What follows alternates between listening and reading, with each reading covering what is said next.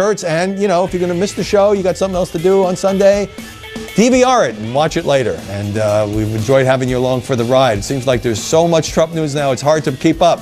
Back here next Sunday with the latest buzz.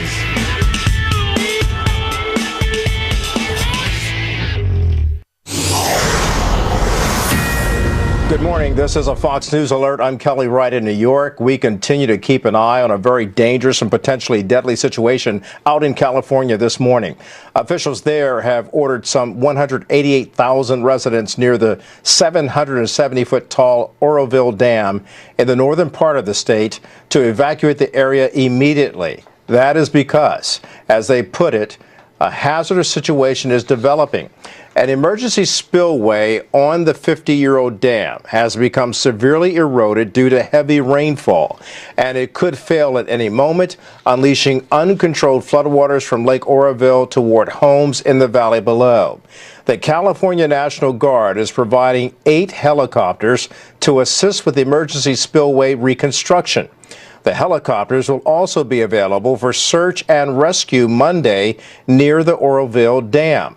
The California National Guard has put out a notification to all 23,000 soldiers and airmen to be ready to deploy if needed. Now, earlier this morning, officials there held a news conference with an optimistic but very guarded update. One of the significant things that has happened, and I'm thankful for, is that the efforts by DWR to lower the lake level by utilizing the spillway to reduce the water has been effective, and now there is no more water going over the emergency spillway. That is a very positive thing at this point. But as you also heard, although it brings some stability to the situation, there are still a lot of unknowns. We need to continue to lower the lake level, and we need to give the Department of Water Resources time to thoroughly evaluate the situation so that we can make some decisions as to whether or not it is safe to repopulate areas. Very important words right there. A lot of unknowns. They have to do their job thoroughly in order to make sure it's safe for people to repopulate the areas. Now let's go to Fox correspondent Adam Housley. He's been there all night long. He's in Oroville with the very latest. Adam, are there still signs of optimism out there? Yeah, in fact, we're just down the street from Oroville, Kelly. We're in the Yuba City, Marysville area, which would be the first, large area to be hit if anything was to happen right after Oroville, which is directly adjacent to the dam. Some signs of optimism at this hour in the sense that they've stopped a lot of the checkpoints in areas that were shut off. In fact, they've reopened the bridges back and forth across the Feather River, which is the river that would be directly affected by any dam issue. That's a positive development for law enforcement and folks in this area. Now, mind you, there's still, thousands upon thousands who've left, and the question now is, when are they going to be let back in? The thought process with local authorities here, which will have a say, partial say in that decision, is that, that could be as soon as tomorrow, but a lot of it has to do on when that first sunlight comes up in about 5.5 hours here, and people have a chance for the first time, at least the engineers have a chance to see that damage in the sunlight and in pure light, where they have a chance to actually, get a better look at it and how bad it is. Right now, the thought is they can patch it and they can dump enough water out of that lake before the next round of storms to make it, to keep the water level low enough where it's not going over the auxiliary spillway, which again is just an emergency. So that's where we're at right now, Kelly. Some cautious optimism here. Adam, we should point out that this is an earthen dam. It is the tallest dam of the United States, perhaps the tallest of its type in the world. An earthen dam, meaning that it really wasn't made with concrete, it was made with the earth. And, and because of this erosion, that is cause for concern among so many people who live there. You were talking to me in one of your earlier reports about how people as early as last Friday saw the water levels rise in the lake and the river, and they said, there's a problem here, and they were surprised that authorities did not react sooner. What can you tell me about that?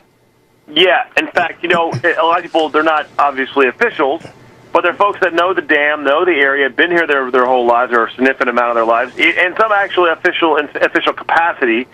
Maybe they're not assigned to the dam specifically. I've had concerns since the middle of last week, really. They've had problems with spillways being damaged, chunks of concrete coming out, a secondary spillway as well, and then the spillway where the issue came today was that was the auxiliary spillway. It's really only supposed to be used for a short time in an emergency, basically, when the lake water gets too high, so it won't damage the entire dam. That was supposed to spill over for a short time. Well, it started Saturday morning. It didn't stop really until sometime this evening. So you're talking about 24, 36 hours, something in that range, where the water just kept going over the auxiliary spillway, which is earthen, and not like the other spillways, which have cement, a part of that earthen dam, and that caused the erosion. And that's where everyone was like, uh-oh, if that part was to go, if that auxiliary spillway, which again is just a lower part of the earthen dam, was to go, and not meant to be a spillway for very long, you're talking about, as they say, not me, 20, 30 feet, significant amounts of water coming down the Feather River.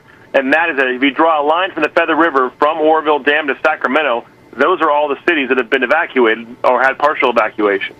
And eventually, it would cause problems in Sacramento and further south. You've got, several thousand miles of waterways around Sacramento in this area. Almost all of them have levees and a levee system already taxed from the rain we have, already extremely high with water. You add anything else, as one of the engineers explained to me and others, it's like stepping into a bathtub that's almost full. If the water's too close to the top and you step in, that water's going to go over the top. If you have it low, far enough down and you step in, the water will go up, but it won't go over. That's the idea here with what's called a flood area. And Lake Oroville got past that flood area where when that water came in, it went over the side. They didn't have enough going out.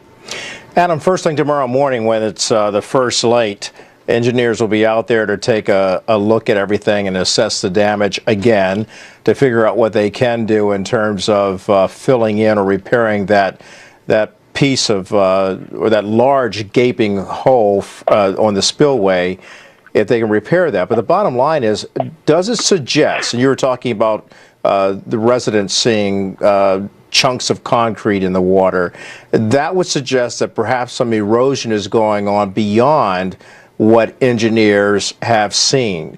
So give me, if you can, your best scenario of what they will likely be looking for, because obviously they don't want to bring people back into the area, as we heard from the sheriff there. They want to bring people back to that area to repopulate it until they know that that dam and that spillway is totally safe. And 50 years is a long time. So 50 years, you're going to have erosion, and there has to be something done to address that. Yeah, well, first of all, I want to let people know this isn't a rural area. I mean, these are cities. These are cities with businesses and homes and schools, and so keeping people out is going to be tough for any length of time. And understanding why they did the evacuation, but at the same time, how long that goes is going to be a lot of pressure. Not to be a long period of time. As for the actual problem with the dam, there's actually a couple of different problems that have been going on. First, you had a cement spillway that was with the earthen dam that was damaged. That was something separate from this. That was earlier last week. This is the auxiliary spillway. So basically, what it is an area of the dam towards the top where they just have where it's just a bit lower. So if the water ever got high, it would spill over. So again, it's not meant to be a consistent spillway. It's not cement laced. So when you had water go over it from basically Saturday morning until Sunday evening, that's a lot, and powerful water, mind you. Mm-hmm. That's not what was supposed to happen. So that is where that higher part of the dam is where the damage was incurred. It wasn't a threat, I'm told, to the overall dam, but a threat to that auxiliary spillway part of the dam. And if that had gone, that's where that chunk of water would have come down the river, causing problems all the way to Sacramento. I need to point out here that this is happening because the water level is rising as a result of the heavy rainfall that particular area has received because of the winter storms. Right. And what's interesting, too, is the most rain really people have seen around here in 20 years. What's been more difficult than in years when you've had other years where the water's been high is in those years you maybe had more of a consistent rain that just didn't really stop. You know, it was like, it seemed like it was raining every day. What's happened this year was a little bit unique in a sense that you would have 2 or 3 days, like even right now, it's been dry here for 4 or 5 days. Now the storm's coming in. What they've had is it'll be dry for a few days, and all of a sudden you'll have 6 inches of rain. Then it'll be dry for a day or two, and then 3 inches of rain. And that surge of water that keeps coming is hard to keep track of. And what happened with Lake Oroville is they had enough water going out, but they had a warmer storm, so it brought in the snow was at a higher elevation. So at the lower elevation, you had rain hitting areas that already had snow or ice. So now you have the rain and you have the snow and ice from previous storms that was all melting and going into the lake at the same time. So they were having 3 times as much water going in as it was going out. They just couldn't withstand as the water coming in as by way of what was going out. That's simple. Adam, I don't want to cast any fear out there. I know that the emergency management people, the Department of Water Resources people, as well as those who are working in state government and local government, they look at their history, so they dare not repeat it. And in 1976, an earth-filled dam, the Teton Dam, caused quite a bit of a catastrophe in 1976, resulting in some catastrophic failure and flooding an area there in Idaho. That resulted in 11 deaths and 13,000 cattle dead and $100 million to build it, $300 million in claims related to it. Obviously, when you're the governor and you issue an emergency response, you're looking at everything. So obviously Governor Jerry Brown and all of those who are working out there are trying to ensure that this is a safe area so that people can go back. And for those who are evacuated, this is something to keep in mind, that we don't know how precarious a situation this is until they can get back out there and reassess it. Right, and the governor in a situation where it takes a while to call these people up. So you know when you have an evacuation order, you got to call. You got to make that call to get people to respond. Because again, and it looks like right now everything is going to hold with all positive news at this hour. But if something would have gone, you're talking about that Idaho dam. I'm not familiar with, but the information obviously was a horrible situation to happen there back in the 70s. But I can tell you right now, if that had happened here, if that auxiliary spillway had given away and 20 feet of water had come down like they were talking about, again, that's their words, not mine, I can guarantee you the damage would have been significantly more. The deaths would have been significantly more. I mean, you're talking about Oroville, a town of, 50, 60,000. You've got Yuba City, Marysville, over 100,000 in this area. Then you go on down all the way to Sacramento, and again, you have that water hitting a levee system. It's already difficult, too. Adam, we thank you for your reporting. Stellar as always. I'm Kelly Wright. We've been following the developments of the Oroville Dam. We continue to follow it throughout the day. We take you back now to Fox Report. Convicted Charleston church shooter Dylan Roof is requesting a new federal trial. His attorneys claim prosecutors didn't have jurisdiction to bring their case against him. A judge previously overruled that argument. Jurors sentenced Roof to die last month for shooting and killing 9 black churchgoers in 2015. He's now awaiting a death penalty trial in state court. Well, angry constituents once again taking over town hall meetings across the country. In Wisconsin, a full room grilled Republican Congressman Jim Sensenbrenner for nearly 2 hours. Sensenbrenner, representing Milwaukee, fielded questions on potential changes to Obamacare. One of the things I've always been serious in doing, and I'm not going to change, my stand on that, is when I give the people a promise before the election, I'm going to keep it. And I think that we need to have a lot more of that in our politics. a rough night. Brian Yennis joins us now with more on what the rest of that town hall was like. Brian. Hi, Rob. Republican Congressman Jim Sensenbrenner held his 57th town hall of 2017 a few hours ago. And according to his staff, I mean, that is an astounding number, 57. And today in Elm Grove, just outside Milwaukee, and while things got heated, the Affordable Care Act, President Trump's travel ban, foreign policy with Russia all came up, and general animosity towards President Trump. How much more will you tolerate before you start to speak out, respectfully but forcefully, against Donald Trump and his lack of respect for the checks and balances in our system of government? We need you to speak out, sir. Restrain yourselves and respect everybody, and this is not a meeting which will be dominated by the people who can yell the loudest. At the town hall, Sensenbrenner said that the ACA is on the path to financial destruction, in which some in the crowd began to blame Republicans for ensuring that Obamacare failed. Because there was not any Republican input in the drafting of the Affordable Care Act. No, we offered, excuse me, sir, we offered to participate. I remember Obama gave a State of the Union address. President Obama. Thank you. Okay, well, let's go. Can we put on these signs President Trump, because he deserves the same respect? Mr. Sensenbrenner reportedly told Vice News today the last time he has seen crowds like this was in the run-up to the Iraq War. He has been in Congress since 1979. That's 20 terms. Rob? Yeah, Brian, and this is not the first of these town halls we've seen with this kind of hostility, right? Right. All across the country, we've been seeing it for a couple of weeks now. On Thursday, hundreds booed and grilled Republican Congressman Jason Chaffetz at a town hall in Utah. Just about everything he said was booed up until he walked off the stage a little over an hour later. He could not catch a break. Even a child asking him if he believed in science and clean air and water. And as chairman of the House Oversight Committee, people asked if he would investigate the president's business interests. In an interview with Deseret News after, Chaffetz, again, without any proofs, well, he suggested without any proof that many people at the town hall were paid protesters, not his constituents, stating, quote, "Absolutely. I know there were," he said, suggesting it was, quote, more of a paid attempt to bully and intimidate than a reflection of the feelings of his 3rd District constituents. That was written in the Deseret News. We've seen this same hostility in town halls last week in California. Republican Representative Tom McClintock was escorted out of his town hall by police, and in Illinois, hundreds gathered to protest at Representative Peter Roscommons' meeting last week, and Representative Gus Villaccaris in Florida was also met with hostility at his town halls. Rob? It's a tough time to be a politician right now, Brian. Thanks so much. Yeah.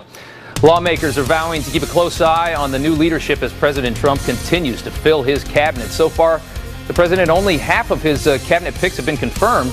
We'll take a closer look at that ahead on the Fox Report. All right, let's do Fox Fast Forward now, looking ahead to one of the big stories coming up this week. As we reported earlier, President Trump set to have his first face-to-face meeting with Canadian Prime Minister Justin Trudeau. Trudeau, a progressive, will be at the White House tomorrow. It'll be interesting to see how these two get along. They're very different. And after President Trump signed his travel ban as well, the Canadian leader tweeted, "To those fleeing persecution, terror, and war, Canadians will welcome you regardless of your faith." Of course, good relations with the U.S. are crucial for Canada, as 75% of the country's exports and 98% of their oil comes here to the U.S. They will have some common ground on oil pipelines, we imagine. All right, meantime, President Trump hoping to have more of his cabinet picks confirmed tomorrow. The Senate expected to approve the nomination of David Shulkin for Secretary of Veterans Affairs. Shulkin served in the VA under President Obama, but he may have a tough road ahead. Some lawmakers are vowing to keep a close eye on the new leadership. All this comes after a series of scandals at VA hospitals involving long wait times and inadequate care. Will Carr is live in Los Angeles tonight with more. And Will, some of the biggest concerns of the VA took place at the Phoenix facility. What kind of problems are we still seeing there? Yeah, that's right, Rob. Well, for starters, the Phoenix VA has had 7 directors since the 2014 scandal. Then, in this past December, the VA gave the Phoenix facility its worst possible ranking. Then federal investigators just determined the Phoenix VA still struggles with significant wait times. The whistleblower who sparked that investigation is Cuauhtemoc Rodriguez. Anyone who's ever served in the military knows that you never leave somebody behind. and the Phoenix VA has left veterans behind, and I'm not going to stand for it. Rodriguez was thanked by federal investigators, but now says he's facing retaliation in Phoenix, where he continues to work, and even provided an email he sent detailing the allegations to the current director, Rima Nelson. He says that he's been curtailed in the programs that he's working with. I can't give you a specific response because I don't know of any specific action that would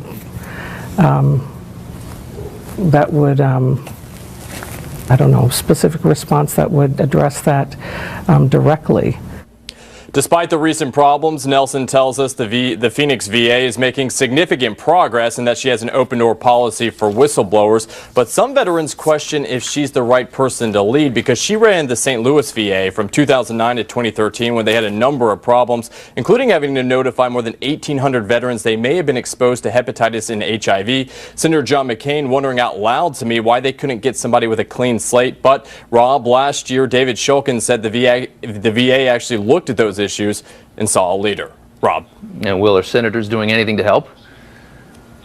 Well, Senator McCain helped pass the Choice Act after that scandal in 2014. That actually gives veterans the ability to get private health care if they meet certain requirements. And he says because Shulkin favors the Choice Act, he favors his confirmation. But Senator McCain admits there's still a lot of problems that need to be fixed.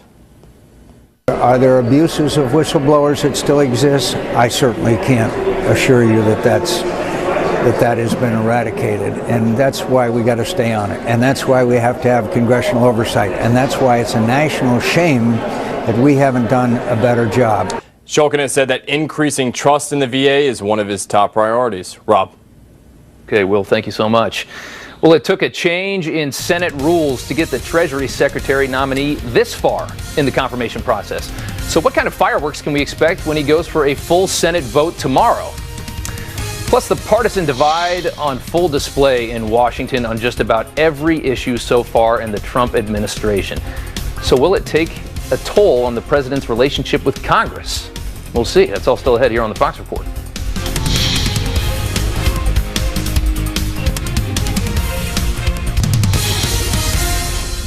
Well, a new week dawns in Washington and lawmakers gearing up for a fresh fight over President Trump's cabinet picks. So far, only 9 cabinet members have been confirmed by the full Senate. Many votes delayed by increasing opposition from Democrats. Tomorrow, senators will have their say on the president's controversial pick to head the Treasury. Former Goldman Sachs executive Steve Mnuchin. Lauren Blanchard has more from Washington.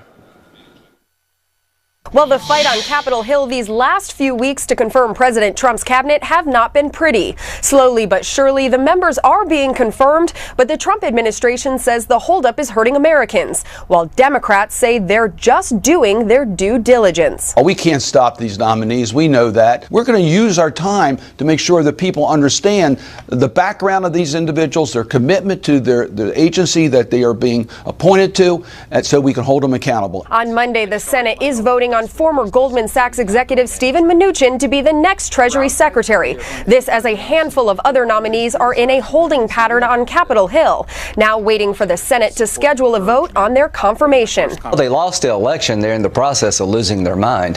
The bottom line is the left is gone nuts. They can't understand why they lost. They want to attack Trump at every stage. Although Republicans seem to be a united front on getting President Trump's remaining cabinet nominees confirmed, there are still deep disagreements between the president and some members of Congress. President Trump tweeting his displeasure to senators on both sides of the aisle, McCain and Blumenthal, for criticizing his policies to the media. After Senator McCain questioned the success of a recent raid in Yemen that left one U.S. service member dead, and Blumenthal told reporters that during a private meeting, the Supreme Court nominee Neil Gorsuch expressed concern over the president's comments about the judiciary. The president has said the press is mischaracterizing Gorsuch's comments and has since used his Twitter account to criticize both Senators Blumenthal and McCain. McCain has not formally responded to the tweets, while Blumenthal said he hopes Trump will listen to his own staff. Rob? Okay, thanks so much. A lot going on here. For more on this, let's talk to our political panel. With us now is Paul Bonicelli, a former foreign policy advisor to President George W. Bush and the director of programs for the Acton Institute. and Doug Schoen, a former advisor to President Bill Clinton and a Fox News contributor. Doug, we're going to start with you. This whole Senate confirmation process has been such a lengthy spectacle. It's taken forever. Democrats screaming so loudly at every turn. But what really is the point? If they don't have the power, all these guys are getting in. Well, the point is we're a democracy and we're a two-party system, and it is right, reasonable, and responsible for the opposition, and I hope it stays a loyal opposition, to make their points. At that juncture, it's up to the senators to vote, and as we saw in virtually every case, the confirmations have been narrowly done, the most narrow one of Secretary DeVos, who needed the vice president to get her through. So this is our process. It's messy, but I think it's important that we have it. You don't think that this is just a lot of noise trying to fire up their base and keep them motivated and to satisfy, I guess, their constituents? That's undeniably part of it, Rob, but you know what? The larger part of it is expressing their worldview, however vociferous and however much many might disagree. Okay, all right. Paul, we're going to talk about the travel ban here for a second. The administration claims they have plenty of options after the Ninth Circuit Court of Appeals halted the president's travel ban. What should they do, though? How do they do this? Do they rip it up and just start over? Because if they try to advance this, if this does get to the Supreme Court, and it ends up being a 4-4 split, it doesn't become a tie. The White House still loses that, right? Well, it's true, and I don't claim to know what they're doing in the White House, but I think that a lot of the advice they're getting is very good about starting over, breaking up the order into several orders, making them ironclad, knowing that you're probably never going to get through the Ninth Circuit, maybe another circuit, but eventually you'll get to the Supreme Court, and I have no doubt that the president will win. This opposition, if you read the reports of how the opposition came about, certainly Democrats expected Trump to do things, but they were very prepared to stop him, just as we can, and I'll go back to the cabinet appointments. I agree with Doug that they have a right to object, but what's really happening here is the base of the Democrat Party, the radical left-wing base, is controlling this party, and they are saying they want to stop every single thing Trump does in any way that they can. And at some point, that's not loyal opposition, and you certainly don't build a winning majority that way. Yeah, and Doug, we can go back to you real quick for your side of this. Is there any way that Democrats, as far as the travel ban, can they win this battle? Well, no, I don't think they're going to win. I think what Paul suggests is exactly right.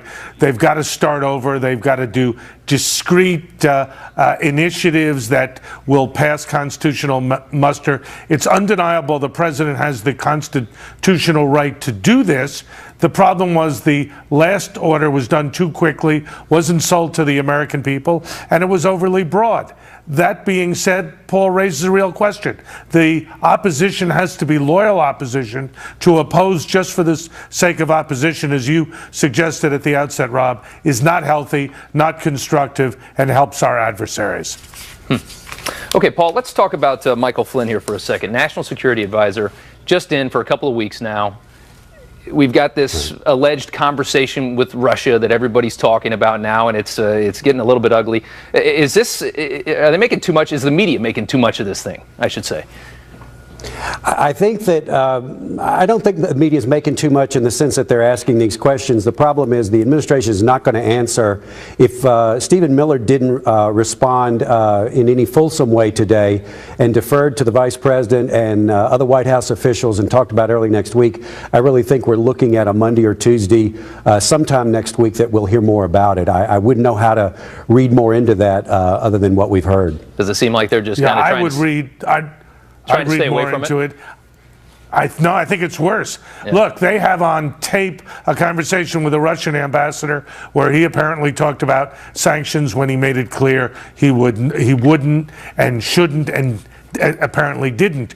Given that, the fact that he didn't tell the truth, which he has now effectively acknowledged, makes his effectiveness as National Security Advisor much less. I think the president would be best served and the vice president seeking his resignation and appointing someone who is less tainted and has none of the ties to the Russians that General Flynn has. Yeah, certainly an interesting start. We're going to talk one more thing here, Doug. President Trump meeting with Israeli Prime Minister Netanyahu this week at the White House. The president spoke again Friday about the possibility of moving the U.S. Embassy in Israel from Tel Aviv, where it is now, to Jerusalem. It looks like President Trump may really want to do this, but I think a lot of people are worried about what kind of message this is going to send around the world, and is this going to be stirring the pot? Well, it could well be. The problem is the president said he was absolutely going to do it. Then he said he was going to make it a lower priority. Then he said he's sort of slowing down. I think there's a credibility issue for him, but undeniably the State Department is right that if you do this quickly, it could lead to a third intifada and it could lead to conflict in the Middle East. So the president and Prime Minister Netanyahu have some thinking to do, some work to do to revive the peace process, to come to a clear policy on settlements, and once and for all come to a decision about where the embassy should be. I think it should be in the eternal, indivisible city of Jerusalem. Okay, gentlemen, thank you so much for joining us tonight. We appreciate it. And this is a Fox News, a little bit of urgent news here. President Trump now arriving back in Washington, D.C. after spending the weekend at his Mar-a-Lago club in Florida, playing golf with Japanese Prime Minister Shinzo Abe. That's Marine One right there. It looks like, oh, he's still on Air Force One. I guess Marine One arriving to pick him up, then take him to the White House from Joint Base Andrews. The president back in D.C. tonight after a weekend in the sun, but working and doing a little diplomacy as well. All right, President Trump not only sparking protests in the streets, but apparently opposition from within the federal government. How some employees are accused of waging an underground resistance. These employees have been forced to basically, as a hobby, step outside of their government employee role and act as citizens. And the tension right now between the incoming administration and the civil service is real, and it's growing. And the Northeast digging out from a major snowstorm with yet another blizzard right around the corner. The latest forecast is straight ahead. Well, two young girls are the latest victims of Chicago's surging violence. Both girls shot in the head in two separate shootings just 30 minutes apart. An 11-year-old girl was sitting in the back seat of a minivan when she was shot, and a 12-year-old girl was playing at an elementary school when she was wounded. The Chicago Tribune reports both remain in critical condition. Officers still looking for the shooters in both cases. A cousin of one of these young girls says enough. You know what, I'm angry. There ain't nobody in custody. You know, somebody know who was shooting down there, point blank. And the people that they were shooting at, they know who was shooting at them. I mean, what's it going to take for you to wait till a bullet hits your own mother for you to tell who was shooting at you? Hit your grandmother to tell who was shooting at you? Or are you going to wait until you get hit in the head and then your family wants some help? More than 3,500 people were shot in Chicago last year, and 2017 is starting off on a very similar trend. Chicago police say 299 people were shot just in January. All right, cleanup crews hard at work after a tornado ripped through Louisiana earlier this week. President Trump declared a state of major disaster, a state of emergency, I should say, freeing up desperately needed emergency federal aid for some devastated communities. This weekend, hundreds of volunteers came out to help. We're taking down people's contact information, and the United Way will get in touch with them and see what kind of services they need and connect them to a case management agency in the area. Well, the worst damage was in the same 9th Ward that we remember so well, so heavily flooded in 2005's Hurricane Katrina. Well, it is round 2 for the Northeast as residents brace for yet another blizzard. It is the latest in what has been a fairly tough winter so far. Meteorologist Adam Klotz has more from the Fox News Weather Center. Adam. Hey there, Robert. And yeah, you're right. We're looking at this second system now lifting up. We're just now getting a break from the last one. And here we are before the weekend as though we're going to see another really tracking into Sunday night, early Monday morning. Now, it's a system that's been kind of brewing in the center of the country where you're looking at some very warm temperatures, close to 70 degrees in Atlanta. And take a look at this, looking up to 70 degrees in Raleigh at this hour. Incredibly warm. but there's still some areas of the country we're battling some chilly temperatures, and that is now where this system is lifted. It's been a rainmaker, but at this point far enough to the north that you're only looking at rain out over the Atlantic. Right along the coast we see a little bit of that pink. Those are areas where you're looking at a wintry mix. Everything to the north kind of wrapping back around on the backside of this system, that is all snow, and at times and in places we're talking about blizzard-like conditions, so very heavy snow and winds getting up to 50 miles an hour. Here's an hour-by-hour forecast. It's going to kind of take you through the rest of the afternoon, the evening, and then into your Monday. Get out of your way there. You can see your timestamp up in the corner. This is taking you through the overnight hours into Monday, and pretty consistently this becomes a nor'easter, and we start to see heavy snow begin to batter getting into the coast of Maine, stretching back down towards Boston, and then of course upstate New York. So a large area where we're looking at areas that you could see some very heavy snowfall here in the next 36 hours or so. How much am I talking about? Well, again, this is really going to pile up. I think mostly right along the coast of Maine, you start to see some of these dark blues. Those are areas where you're looking at snowfall totals up to 18 inches to 2 feet. But I think we could see maybe close to 18 inches, a foot to 18 inches, all the way stretching back off to the west, getting into upstate New York. So this is going to be a very heavy system, and yes, as a result, we are under some winter storm warning stretching from large portions of New York State up through Boston, just kind of nicking Boston there, and then running up to getting towards Portland and then farther to the north. So it's a large area, Robert. We're going to be tracking this today through the overnight hours and then into Monday before this finally moves out to sea. So there's a little bit of time where folks are really going to need to be bundling up here in the next day or so. Yeah, upside is there'll be some good skiing in Vermont. Yes, there will. Yeah. Yep. All right, Adam, thanks so much. A growing resistance in the federal government where some workers are accused of using covert tactics to voice concerns about the new administration. Chief political correspondent Carl Cameron has more. Opposed to President Trump's agenda, some federal workers at the Environmental Protection Agency have begun using encrypted apps on their personal cell phones so they do not get caught plotting their resistance to the Trump agenda on any government communications devices, which are often monitored. The tension right now between the incoming administration and the civil service is real, and it's growing. At the State Department, an institutionally protected, quote, dissent channel for employees to air grievances is said to be flooded as never before. Since President Trump's executive order on immigration, nearly 1,000 State Department employees have added their signatures.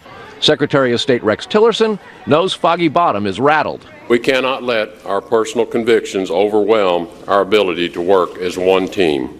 That may entail making some changes to how things are traditionally done in this department. When former acting Attorney General Sally Yates ordered Justice Department lawyers not to defend the president's immigration order last week, she was promptly fired. The president's spokesman's been blunt about dissenters. If they have a big problem with the policies that he's instituting to keep the country safe, then that's up to them to question whether or not they want to stay or not. The recent Sean Spicer parody by comedian Melissa McCarthy on Saturday Night Live has apparently hit more than one nerve at the White House. When I say Rocky Start, I mean it in the sense of Rocky the movie, because I came out here to punch you. The anonymous Twitter account Rogue POTUS Staff, which claims it's, quote, the unofficial resistance team inside the White House, tweeted, quote, Spicer unhappy that he's been set up for failure. POTUS furious that one of his men, portrayed by woman, says it looks weak.